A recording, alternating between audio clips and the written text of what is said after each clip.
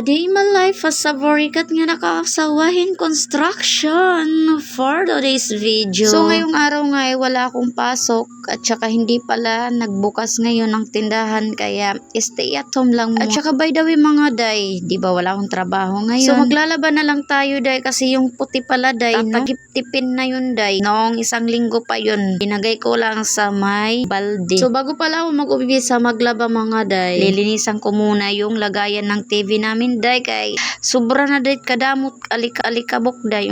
Pwede mo nang sulatan ng pangalan mo day sa kapal ng alikabok. So ayan, inumpisahan ko na nga day, punas-punasan yung namin day, lagayan ng TV pati yung mga speaker ko day. Mga minahal ko yan day, yung mga gamit ko dito sa bahay. Kaya pag may time tayo day linis-linis din para naman magmaaliwalas tingnan yung bahay natin day. Kahit pangit yung bahay natin day, basta malinis, so maganda na lang tingnan sa loob. By the way day, kaya pala ako naglinis kasi gusto ko pag naglalaba ako, wala na akong gagawin na iba, wala na akong iisipin ba na mga linisan. Gusto ko malinis yung bahay muna bago muna ako mag-umpisa maglaba. Para pag matapos ako maglaba, wala na akong gagawin day, diba? At saka yung pagtingin ko sa loob ng bahay namin, yung maaliwalas. So balik pala tayo day dito sa aking ginagawa pagkatapos ko palang punasan yung lagayan ng mga TV namin winalisan ko pala yung ilalim at saka inusog ko yung mga upuan kasi day may mga alikabok day.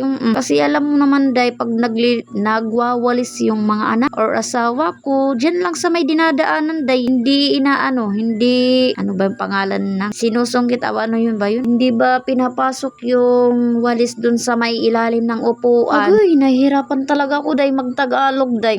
Kung hindi lang sa mga minamahal kong followers day, hindi na talaga ako magtagalog kasi nakakabulol day magtagalog kung alam mo lang By the way day, pagkatapos ko pala sa sala maglinis at saka binalisan ko pala dito sa kusina day, at saka day mabuti na lang talaga andyan yung mga anak ko day, tinutulungan ako nila magigib ng tubig at saka punuin yung planggana day kasi sinasabihan ko sila na punuin nyo yung planggana kasi maglalaba ako. Yun lang naman yung nila dito sa bahay, trabaho. At saka hindi naman mabigat day yung ginagamit nila na balde kasi maliliit lang naman yan. At saka sa buisin yan na balde day, yung sa pintar ba at saka yung isa naman yung orange, yung sa yung biskwit na maliit day. Yun na lang ang pinapagamit ko sa kanila pag mag-iigib sila ng tubig. At saka nasa tapat lang naman yung bahay namin day, yung bumba. At balik naman tayo dito sa aking ginagawa pagkatapos ko pala magwaswas dun sa puti, pinaghiwalay ko na day yung mga t-shirt at saka short kasi hinuhuli ko yung paglaba. Inuna ko muna ngayon yung